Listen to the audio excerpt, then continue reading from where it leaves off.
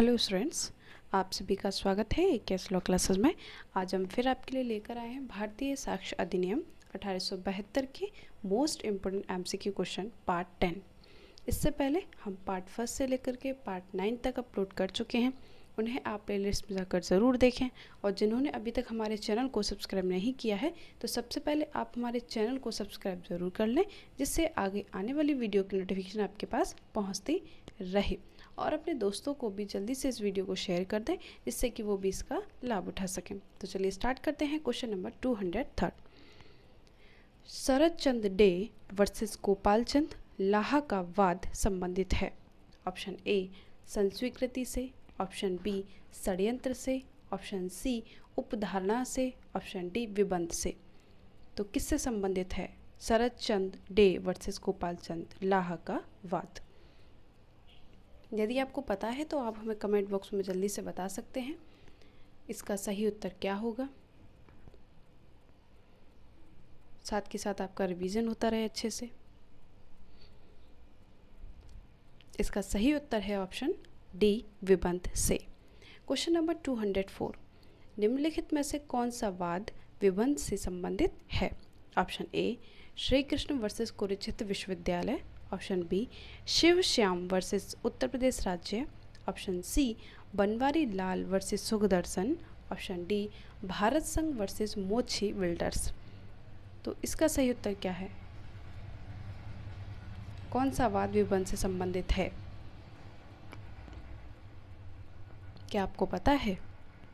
अगर पता है तो जल्दी से हमें बताइए। ऑप्शन ए सही है, बी सही है, सी सही है या फिर डी सही है? इसका सही उत्तर है option A Shri Krishna versus Kurukshetra विश्वविद्यालय, यानी जो शिव श्याम उत्तर प्रदेश राज्य है यह विबंध से संबंधित नहीं है, बनवारी लाल वर्सेस सुखदर्शन ये विबंध से संबंधित नहीं है, और भारत संघ वर्सेस मोची बिल्डर्स ये भी विबंध से संबंधित नहीं है। सिर्फ श्री कृष्ण वर्सेस कुरुक्षेत्र विश्वविद्यालय विबंध से संबंधित है। Question number 205।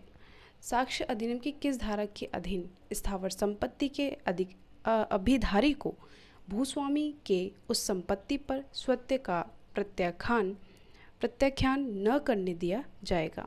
Option A 115, option B 116, option C 117, option D उपरोक्त में से कोई नहीं। तो इसका सही उत्तर क्या है? यानी ये क्वेश्चन क्या कह रहा है कि जो स्थावर संपत्ति के अभिधारी को भूस्वामी के उस संपत्ति पर स्वत्य का प्रत्याख्यान न करने दिया जाएगा। किस धारा के अधीन? इसका सही उत्तर है ऑप्शन बी धारा 116। Question number 206। निम्नलिखित में से कौन सक्षम साक्षी नहीं है? ऑप्शन ए शिशु, ऑप्शन बी जड़ व्यक्ति निर्बुद्धि, ऑप्शन सी पागल उन्मत्त व्यक्ति, ऑप्शन डी मूक व्यक्ति। इसका सही उत्तर क्या होगा? यानी जो विधि के अंतर्गत जो विधि की दृष्टि में कौन सक्षम साक्षी नहीं है? आप अपना दिमाग लगाइए, कौन सक्षम साक्षी नहीं होगा?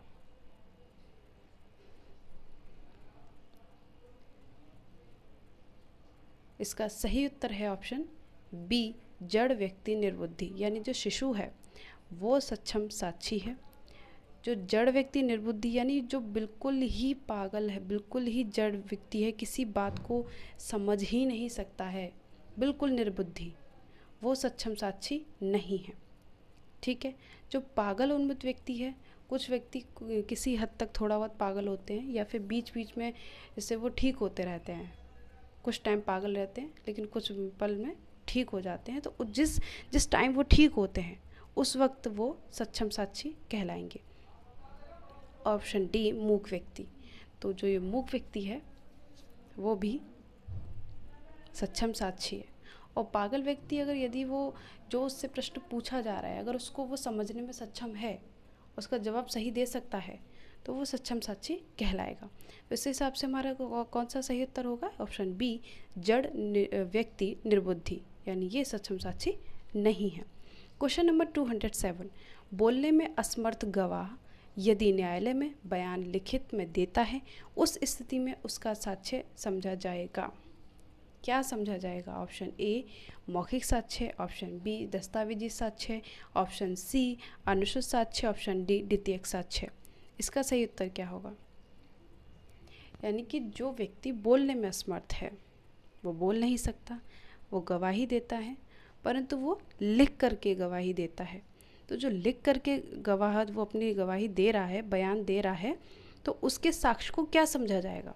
मौखिक साक्ष्य समझा जाएगा, दस्तावेजी साक्ष्य समझा जाएगा, अनुश्रुत साक्ष्य समझा जाएगा, या फिर ऑप्शन डी द्वितीयक साक्ष्य समझा जाएगा? क्या समझा जाएगा? इसका सही उत्तर बताइए आप। इसका सही उत्तर है ऑप्शन ए मौखिक साक्ष्य। भले ही वो लिखित में दे रहा है, परंतु जो बोलने में असमर्थ गवाह है, अगर वो लिखित में कोई गवाही या बयान देता है तो उसके साक्ष्य को मौखिक साक्ष्य समझा जाएगा, न कि दस्तावेजी साक्ष्य। तो इसका सही उत्तर होगा ऑप्शन ए मौखिक साक्ष्य। क्वेश्चन नंबर 208, पति व पत्नी एक दूसरे के विरुद्ध सक्षम साक्षी होंगे। ऑप्शन ए सिविल वाद में, ऑप्शन बी अन्वेषण में, ऑप्शन सी आपराधिक मामलों में, ऑप्शन डी सिविल व आपराधिक मामले दोनों में। तो इसका सही उत्तर क्या होगा? इसका सही उत्तर है ऑप्शन डी सिविल व आपराधिक मामलों में। क्वेश्चन नंबर 209, निम्न में से कौन सा एक लोक दस्तावेज है? ऑप्शन ए वाद पत्र, ऑप्शन बी लिखित कथन, ऑप्शन सी धारा 154 दंड प्रक्रिया संहिता के अंतर्गत प्रथम सूचना रिपोर्ट यानी कि FIR, ऑप्शन डी उपरोक्त में से कोई नहीं। तो इसका सही उत्तर क्या होगा? लोक दस्तावेज क्या है? यदि पता है तो आप हमें बताइए। इसका सही उत्तर है ऑप्शन सी धारा 154 दंड प्रक्रिया संहिता के अंतर्गत प्रथम सूचना रिपोर्ट। ठीक है, ये लोक दस्तावेज है। क्वेश्चन नंबर 210, निम्नलिखित में से कौन लोक दस्तावेज है? ऑप्शन ए मतदाता सूची, option B police diary, option C दंड प्रक्रिया संहिता की धारा 154 के अंतर्गत प्रथम सूचना रिपोर्ट, ऑप्शन डी उपरोक्त सभी। इसका सही उत्तर क्या होगा? इसका सही उत्तर है ऑप्शन डी उपरोक्त सभी। क्वेश्चन नंबर 211, भारतीय साक्ष्य अधिनियम 1872 के अधीन किसी लोक दस्तावेज को साबित किया जा सकता है? ऑप्शन ए मौखिक साक्ष्य के द्वारा, ऑप्शन बी दस्तावेज को देने वाले के शपथ पत्र द्वारा, ऑप्शन सी प्रमाणित प्रतिलिपि द्वारा, ऑप्शन डी उपरोक्त में से कोई नहीं। तो इसका सही उत्तर क्या है? यानी लोक दस्तावेज को साबित किया जा सकता है कैसे? ऑप्शन सी इसका सही है, प्रमाणित प्रतिलिपि द्वारा। क्वेश्चन नंबर 212, भारतीय साक्ष्य अधिनियम की किस धारा में इलेक्ट्रॉनिक रूप में राजपत्रों के बारे में उपधारणा का बंद है? ऑप्शन ए धारा 81A में, ऑप्शन बी धारा 85A में, ऑप्शन सी धारा 85B में, ऑप्शन डी धारा 88A में। तो इसका सही उत्तर क्या है? यदि आपको पता है तो जल्दी से हमें बताइए कौन सा ऑप्शन सही होगा। इसका सही उत्तर है ऑप्शन ए धारा 81A। क्वेश्चन नंबर 213, इलेक्ट्रॉनिक करार के संबंध में उपधारणा साक्ष्य अधिनियम की किस धारा में प्रावधानित है? ऑप्शन ए धारा 85, ऑप्शन बी धारा 85A, ऑप्शन सी धारा 85B, ऑप्शन डी धारा 85C। तो इसका सही उत्तर क्या है? यदि आपको पता है तो बताइए हमें। इलेक्ट्रॉनिक करार के संबंध में उपधारणा साक्ष्य अधिनियम किस धारा में प्रावधानित है? 85 में, 85A में, 85B में या 85C में? किस में? इसका सही उत्तर है ऑप्शन बी धारा 85A में। क्वेश्चन नंबर 214, भारतीय साक्ष्य अधिनियम की धारा 85C के अंतर्गत न्यायालय इलेक्ट्रॉनिक हस्ताक्षर के प्रमाण पत्र के सही होने की उपधारणा ऑप्शन ए कर सकेगा, ऑप्शन बी करेगा, ऑप्शन सी नहीं करेगा, ऑप्शन डी नहीं कर सकेगा। इसका सही उत्तर क्या है? इसका सही उत्तर है ऑप्शन बी करेगा। यानी धारा 85C के अंतर्गत न्यायालय इलेक्ट्रॉनिक हस्ताक्षर के प्रमाण पत्र के सही होने की उपधारणा करेगा। क्वेश्चन नंबर 215, सबूत का भार उस व्यक्ति पर होता है। ऑप्शन ए जो तथ्यों का नकारात्मक दावा करता है, ऑप्शन बी जो तथ्यों का सकारात्मक दावा करता है। ऑप्शन सी ए तथा बी दोनों सही हैं। ऑप्शन डी उपरोक्त में से कोई नहीं। तो इसका सही उत्तर है ऑप्शन सी ए और दोनों सही हैं। क्वेश्चन नंबर 216, दांडिक कार्रवाइयों में सिद्ध भार यानी burden of proof. Option A अभियोजन पक्ष पर अभियुक्त को दोष सिद्ध करने का भार है। ऑप्शन बी अभियुक्त पर स्वयं को निर्दोष सिद्ध करने का भार है। ऑप्शन सी दोनों पक्षों पर है। ऑप्शन डी हर मामले के तथ्यों पर निर्भर करता है। इसका सही उत्तर क्या है? यानी दांडिक कार्रवाई में सिद्ध भार बर्डन ऑफ प्रूफ किस पर होगा? ऑप्शन ए सही उत्तर है अभियोजन पक्ष पर अभियुक्त को दोष सिद्ध करने का भार है। क्वेश्चन नंबर 217, भारतीय साक्ष्य अधिनियम की धारा 122 के अंतर्गत विशेषाधिकार प्राप्त है। ऑप्शन ए पेशेवरों को। ऑप्शन बी दंडाधिकारियों को। ऑप्शन सी पति पत्नी को। ऑप्शन डी न्यायाधीशों को।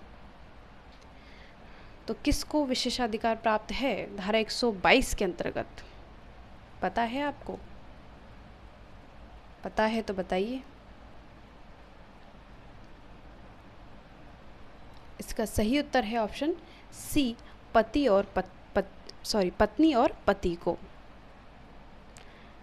ठीक है। क्वेश्चन नंबर 218, सेलस पापुली लेक्स सूत्र के अर्थ हैं। ऑप्शन ए लोकमत सर्वोच्च है। ऑप्शन बी व्यक्ति सर्वोच्च है। ऑप्शन सी जनता का कल्याण सर्वोच्च है। ऑप्शन डी प्रत्येक सर्वोच्च है। तो इसका सही उत्तर क्या है? सेलस पापुली लेक्स सूत्र का अर्थ क्या है? इसका अर्थ है ऑप्शन सी जनता का कल्याण सर्वोच्च है, यानी ऑप्शन सी हमारा सही उत्तर है। क्वेश्चन नंबर 219, भारतीय साक्ष्य अधिनियम के अधीन निम्नलिखित में से कौन सा युग्म सही सुमेलित नहीं है? ऑप्शन ए धारा 45 विशेषज्ञों की राय। ऑप्शन बी धारा 67A इलेक्ट्रॉनिक हस्ताक्षर के बारे में सबूत। ऑप्शन सी धारा 74 लोक दस्तावेज। ऑप्शन डी धारा 124 वृत्तिक सूचनाएं। कौन सा सही सुमेलित नहीं है? सही उत्तर बताइए हमें। देखिए ऑप्शन ए सही है, ऑप्शन बी भी सही है, ऑप्शन सी भी सही है, परंतु ऑप्शन डी सही नहीं है। तो ऑप्शन डी हमारा सही उत्तर होगा धारा 124 वृत्तिक संसूचनाएं।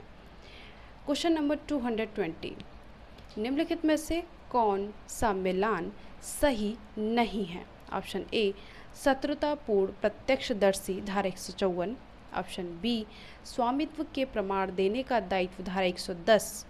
ऑप्शन सी स्मरण शक्ति को ताज़ा करना धारा 159। ऑप्शन डी व्यवसाय संचार धारा 124। तो इसका सही उत्तर है ऑप्शन डी व्यवसाय संचार धारा 124 सही नहीं है, यानी सम्मिलान सही नहीं है। तो ऑप्शन डी हमारा सही उत्तर हो गया। क्वेश्चन नंबर 221, गुप्त सूचनाएं निम्न में से किसको दिए जाने पर संरक्षित हैं? भारतीय साक्ष्य अधिनियम 1872 के अनुसार। ऑप्शन ए मजिस्ट्रेट को। ऑप्शन बी पुलिस अधिकारी को। ऑप्शन सी विधिक सलाहकार को। ऑप्शन डी राजस्व अधिकारी को। तो गुप्त सूचनाएं निम्न में से किसको दिए जाने पर संरक्षित है? ऑप्शन सी हमारा सही है, विधिक सलाहकार को। क्वेश्चन नंबर 222, भारतीय साक्ष्य अधिनियम की निम्नलिखित धाराओं में से किसका संबंध सह अपराधी से है? ऑप्शन ए धारा 30। ऑप्शन बी धारा 133। ऑप्शन सी धारा 134। ऑप्शन डी धारा 29। कौन सा ऑप्शन सही है? अगर आपको पता है तो बताइए हमें आंसर। कौन सी धारा सह अपराधी से संबंधित है? इसका सही उत्तर है ऑप्शन बी धारा 133। क्वेश्चन नंबर 223, एक सह अपराधी ऑप्शन ए किसी आरोपी व्यक्ति के खिलाफ सक्षम गवाह नहीं है। ऑप्शन बी आरोपी व्यक्ति के खिलाफ एक सक्षम गवाह है। ऑप्शन सी का पुष्टिकरण उस मामले में अनिवार्य है। ऑप्शन डी पर मुकदमा चलाया जाना चाहिए। तो एक सह अपराधी क्या है? ऑप्शन बी हमारा सही है, आरोपी व्यक्ति के खिलाफ एक सक्षम गवाह है। तो सह अपराधी होता कौन है? सह अपराधी वो अपराधी होता है, इस शब्द से ही आपको समझ आ रहा होगा कि जो साथ में मिल कर के एक ही काम में जो एक अपराध कर रहे हैं, उस अपराध में मिल कर के उसका साथ दे कर के वो उस अपराध को घटित करते हैं। तो जो साथ ही में जो साथ अपराध घटित करते हैं उनको सह अपराधी कहा जाता है। तो अगर जैसे 4 लोगों ने अपराध किया है, 4 लोगों में से अगर कोई अपराध इस तरीके से घटित किया गया है, हमें कोई पुलिस को कोई सबूत नहीं मिल रहा है, कोई गवाह नहीं मिल रहा है, कोई कुछ भी उसके खिलाफ कोई सबूत नहीं मिल रहा है, तो वो क्या करेगा पुलिस वाला, वो जो 4 अपराधी हैं उन 4 अपराधियों में से किसी एक अपराधी को तैयार करेगा, और अगर वो उसके खिलाफ जो 3 अपराधी और हैं उनके खिलाफ अगर वो साक्ष्य देने को तैयार हो जाता है, एविडेंस देने को तैयार हो जाता है, तो अगर वो उनके खिलाफ, आरोपी व्यक्ति के खिलाफ अगर एक सक्षम साक्षी कहलाएगा, अगर वो गवाही देता है तो उसको सक्षम साक्षी कह सकते हैं। क्वेश्चन नंबर 224, सह अभियुक्त की अपराध स्वीकृति को माना जाता है। ऑप्शन ए मजबूत साक्ष्य, ऑप्शन बी कमजोर साक्ष्य, ऑप्शन सी कोई साक्ष्य नहीं, ऑप्शन डी पर्याप्त साक्ष्य। सह अभियुक्त के अपराध की स्वीकृति को माना जाता है, क्या मजबूत साक्ष्य माना जाएगा, कमजोर साक्ष्य माना जाएगा, कोई साक्ष्य नहीं, ऑप्शन डी पर्याप्त साक्ष्य। इसका सही उत्तर है ऑप्शन बी कमजोर साक्ष्य। चूँकि उसने भी साथ मिलकर के अपराध किया होता है, अगर वो स्वीकृति करता है या गवाही देता है तो उस साक्ष्य को कमजोर साक्ष्य माना जाता है, उसकी संपुष्टि करना आवश्यक होता है। ठीक है, next question, question number 225, Dagdu versus Maharashtra Rajya का वाद संबंधित है। ऑप्शन ए सह अपराधी से, ऑप्शन बी सबूत का भार से, ऑप्शन सी रहस्यष्टे से, ऑप्शन डी पक्षद्रोही साक्ष्य से। तो डगडू वर्सेस महाराष्ट्र राज्य का वाद संबंधित है किससे? ऑप्शन ए सह अपराधी से, यानी ऑप्शन ए हमारा सही उत्तर है। क्वेश्चन नंबर 226, भारतीय साक्ष्य अधिनियम की किस धारा में कहा गया है कि साक्ष्य तौली जाएगी न कि गणना की जाएगी? ऑप्शन ए धारा 132, ऑप्शन बी धारा 134, ऑप्शन सी धारा 130, ऑप्शन डी धारा 131। तो इसका सही उत्तर है ऑप्शन बी धारा 134 में कहा गया है कि साक्ष्य तौली जाएगी न कि गणना की जाएगी। तो इस हिसाब से हमारा सही उत्तर होगा ऑप्शन बी। क्वेश्चन नंबर 227, किसी तथ्य को सिद्ध करने के लिए साक्ष्यों की संख्या होनी चाहिए? Option A 2, option B 1, option C 3, option D कोई निश्चित संख्या अपेक्षित नहीं है। तो इसका सही उत्तर क्या होगा? ये क्वेश्चन काफ़ी पूछा जाता है, यानी किसी वाद में या किसी फैक्ट पर सिद्ध करने के लिए साक्ष्यों की संख्या कितनी होनी चाहिए? इसका सही उत्तर क्या है? इसका सही उत्तर है ऑप्शन डी कोई निश्चित संख्या अपेक्षित नहीं है। क्वेश्चन नंबर 228, भारतीय साक्ष्य अधिनियम 1872 में सुसंगतता एवं ग्राह्यता शब्दावली है। ऑप्शन ए समानार्थी, ऑप्शन बी समविस्तरणी, ऑप्शन सी न तो समानार्थी और ना ही समविस्तीर्ण, ऑप्शन डी समानार्थी तथा समविस्तीर्ण दोनों। इसका सही उत्तर क्या है? इसका सही उत्तर है ऑप्शन सी, न तो समानार्थी और ना ही समविस्तीर्ण। तो इस तरीके से अब तक हमने एविडेंस के टोटल 228 क्वेश्चन को सॉल्व कर लिया है। आगे भी हम आपके लिए वीडियो लाते रहेंगे। उम्मीद है आपको ये वीडियो ज़रूर पसंद आ रही होगी। आप हमारे चैनल को ज़्यादा से ज़्यादा लाइक करें, शेयर करें, सब्सक्राइब करें। और इस वीडियो से पहले हमने एविडेंस के जितने भी पार्ट अपलोड कर दिए हैं उन्हें आप प्लेलिस्ट में जाकर ज़रूर देखें, जिससे कि आप सभी क्वेश्चनों का रिवीजन कर सकें और आपकी एग्ज़ाम में अच्छी तैयारी हो सके। और अपने दोस्तों को भी इस वीडियो की लिंक और भी जितने भी वीडियो हैं उनकी लिंक ज़रूर शेयर करें, जिससे कि वो भी इसका लाभ उठा सकें। Thank you so much.